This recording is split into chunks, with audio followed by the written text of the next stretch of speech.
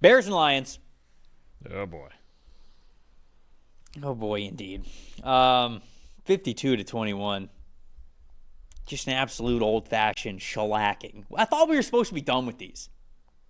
What, shellacking? The Bears were supposed to be done with these, right? I mean, if you They were supposed to be done with these embarrassing games. If you don't play defense, you're never done with them. And here we are. And it's going to get worse because now they don't have Jalen Johnson for an extended period of time with that groin injury. So the Lions, hats off to them. They defend home turf. They get revenge on their ex, Ben Johnson, who decided to leave them.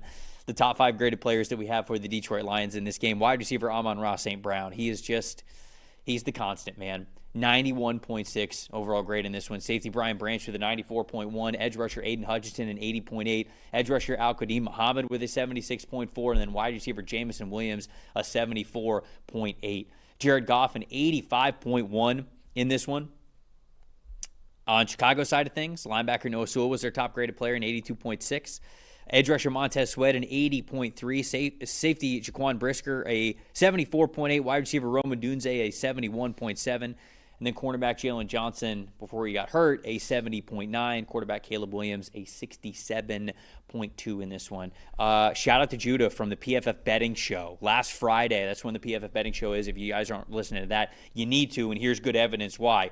Jonah hit a nice 3-leg same-game parlay in this one, swung for the fences and hit it big. It was backed up by the data that he had.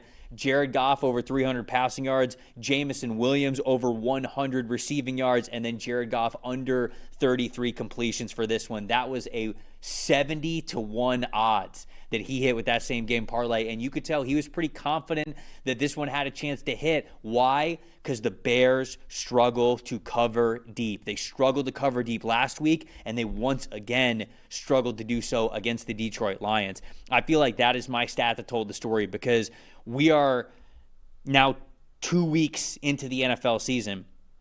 Bears defense on targets of 20 or more yards. They have given up 8 of the 10 passes these last 2 teams, the Vikings and the Lions, have attempted on them of more than 20 yards. They have a 25.5 coverage grade as a team on those deep passes. They've already given up over 100 yards on just deep passes alone and 2 touchdowns. It is a major issue for this team, and it's only going to get worse with Jalen Johnson now out of the lineup for a while. That, to me, is I went back and I watched, Caleb, could he play better? Sure. Could the offense be a little bit more on schedule? Could they get him better just down in distances overall? Could the offense be a little bit more in rhythm? The offense is not really it was not the problem, I should say, in week 2. Caleb was fine. I thought they did enough to be in and win a regular NFL football game.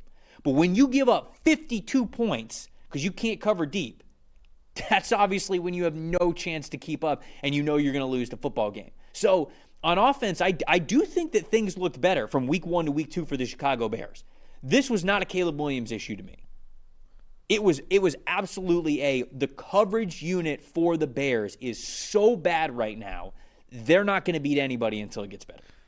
7 of their last 13 games, they've had a coverage grade under 57. 4 of those under 40. This has been a problem ever since, and I know this is the big turning point, and it's going to, a lot of people in Chicago don't want to hear it, but ever since the Jaden Daniels Hail Mary, they can't cover. Before that, the first 6 games of last year, I think actually at one point they were tops in the NFL in coverage grade. And ever since that moment, just like a lot of things with this franchise lately, they just have not been able to get it done in the secondary against anybody. I mean, it's just, and it's a problem because the secondary is supposed to be their best defensive unit because their pass rush is not great. Other than Montez Sweat, there's not very many answers up on their defensive line. And Dennis Allen, he's got to play this balance. He wants to blitz more than it used to be with Matt Eberflus there. But you can't blitz if your guys are getting roasted one-on-one on the back end constantly, right? And especially with those deep shots. So it's a real problem. My stat that tells the story is also that lack of pass rush and the way the Lions offensive line, they bounced back. Obviously, tough week 1 against Micah Parsons, and the Packers didn't know what you were going to get from that defensive front. This week, Easier assignment, yes, but their starting 5 on the offensive line only allowed 2 pressures and no sacks. The one sack that Jared Goff did take, that was actually a 6 offensive lineman lined up as a tight end. 79 pass blocking grade for the starting 5. That's what you want to see, especially from the interior, right? Mahogany and Ratledge and Glasgow. If those guys are going to pass protect, at least at this level, at a consistent basis. Now, you're not playing the Bears every single week, and the Bears don't have an elite pass rush. Then you see what Jared Goff gets to do. Then my most impressive is Jared Goff in those clean pockets, 20 of 24, 231 yards, all 5 touchdowns, 1 big-time throw. That's what you get. This is the formula. You're going to get it, and it's going to swing more drastically nowadays because their offensive line is not as good as it was because Ragnow's gone and Zeitler's gone, all right, and everything's different on the inside. But when their offensive line does play well, the Lions can still be explosive. We're just going to talk about this more in head-to-head matchups with the Packers, with the Vikings, with the Philadelphias of the world, right? Where teams with good defensive lines are going to give them problems, maybe. And we'll see how they can adjust. But on this day, their offensive line won the battle, which is the domino to Jared Goff, which is the domino to the explosive plays. Yep. I mean, that was a big issue for them last week and something that was cause for concern for me. But it was great to see them bounce back because it has to. It has to look a lot better than it did in week 1. And I think that we're quickly finding out that everybody's going to struggle with the Packers, at least in theory, yes. Right? I mean, it's just like, okay, yeah, they didn't look good against Green Bay, but I think we might take a look back at that week 1 game for them and say, yeah, but who did look good against Green Bay? Probably nobody with how that defensive line is playing right now. My most impressive in this one was Amon-Ra St. Brown, 93.3 receiving grade on first downs specifically. Like, I could list off the common stats that he had, and all right, I'll pull them up for you guys here. Let's because they are worth mentioning just because he's so fantastic. 11 targets, 9 receptions, 115 receiving yards, 3 receiving touchdowns, which is fantastic. But really, what I wanted to touch on was I love how he's the tone setter, right? When you think about first down and when you think about establishing what you want to on offense, okay, how do we get things going in the right direction? First down is so important. You want to put yourself in manageable down and distance. You want to make it manageable to be able to get the first down. They had this guy as their go-to first down player for the first 3 receptions that he had in the game. And I thought he was fantastic. Like I mentioned, 93.3 receiving grade just on first downs. First 3 catches came on 1st and 10 in the first half in this one. He is their tone setter. Amon-Ra St. Brown is so reliable that he's essentially just like handing the football off, except you're getting 20 yards, 15, 20 yards instead of 5 or 6, 4 to 5 or 6, whatever you want to call it. That is so valuable. It's insanely valuable. When we talk about the top receivers in the NFL, yeah, okay, like guys that you would want to win I think a lot of people, when they think of the discussion of who the best wide receiver in the NFL is, they often think, okay, nobody's out there. It's just a quarterback, a wide receiver, and a corner. Who do I trust to win one-on-one most, basically like in a vacuum as a player? And if you just want to go off of that, yeah, Justin Jefferson, Jamar Chase, A.J. Brown. I'm a big A.J. Brown guy, so I'd throw him in there as well. But when you look at how football is played as a team game, you better throw Puka Nacua and Amon-Ra St. Brown in that category. Yep.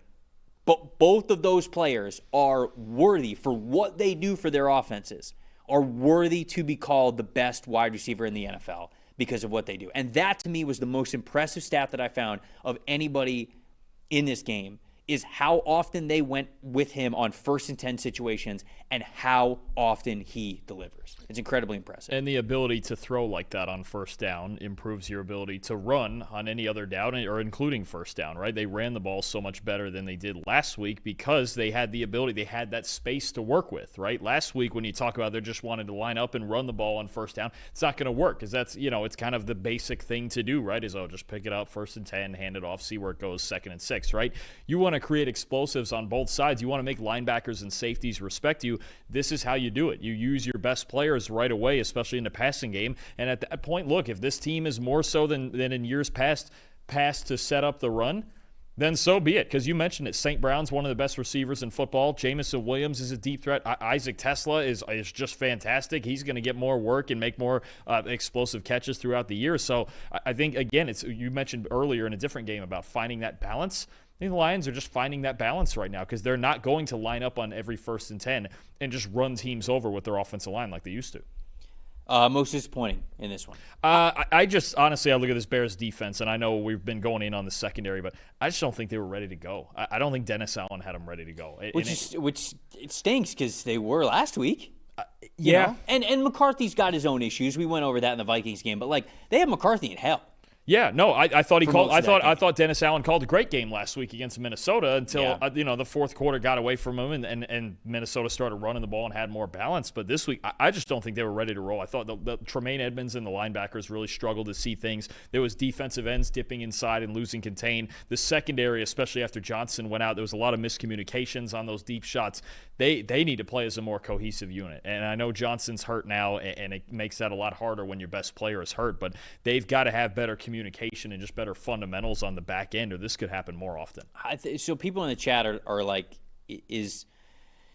what are we making of DJ Moore at this point in time? Because DJ Moore, I can't remember what his stat line was like in week 1, but 6 targets, 5 receptions, 46 yards in this game, which is fine. I think people freak out when it's not a lot higher than that, but in the NFL, it is just a tough thing to do. But Rome Odunze in this game, 11 targets, 7 receptions, 128 yards, 2 touchdowns. Like, he was clearly the guy, but I'm not freaking out about DJ Moore yet.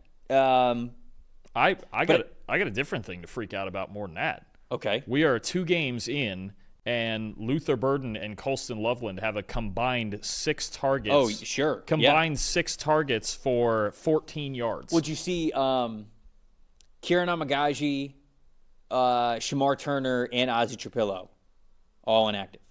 Yeah. I mean, that's 2 second-rounders and a third-rounder. I mean, within the last 2 years, it's inactive for you. If you're just running out there with Odunze, Moore, and Kmet, this is last year's offense. The entire point of drafting Loveland and Burden, and we saw it in the preseason, but not now, is you're going to use these guys. You're going to mix up. And again, you give up 52 points. The offense at that point doesn't matter a whole lot. But you got to use these guys. They're explosive players. We know how good Colston Loveland is. You took him 10th overall. We know how good Luther Burden, especially in a game you're behind, get him reps.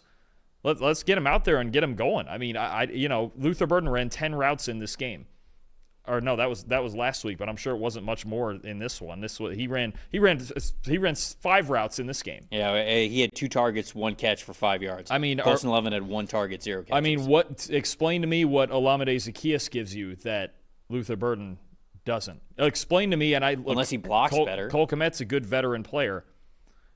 What does Kmet give you in the passing game that Loveland doesn't? So I felt like I saw this in the preseason, that Kmet was going to be their sort of traditional over the middle of the field tight end. Like, he was going to be the guy who was going to block in line for them. So if they ever wanted somebody attached to the line of scrimmage, he was going to be the guy who was out there. But then also just watching the targets and the routes that he was running, he was going to be the seam guy. He was going to be the middle of the field player, and he was going to be the seam guy for them with that tight end duo. And the routes that Colston Loveland was running were very much more, I would say, wide receiver-y.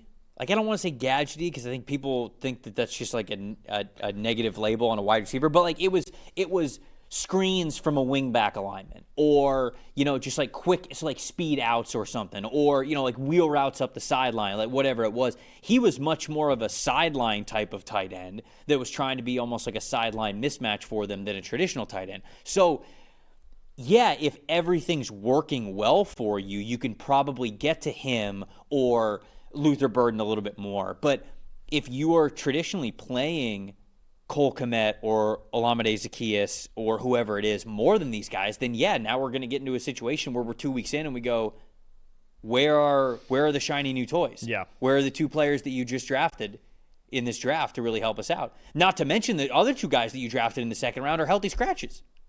So that's just it. That's a tough part for Chicago, is you're getting blown out 52-21, and the young guys your first 4 picks of the draft aren't doing anything for you. They're not even on the field, or they're not even dressed. That's an issue, I think, for this team. Now, none of the 4 names that I just listed play corner or safety. Oh no, and you got Dak Prescott coming to town next week. So yeah, they got to figure it out before they take on Dak. That's for sure. Yep.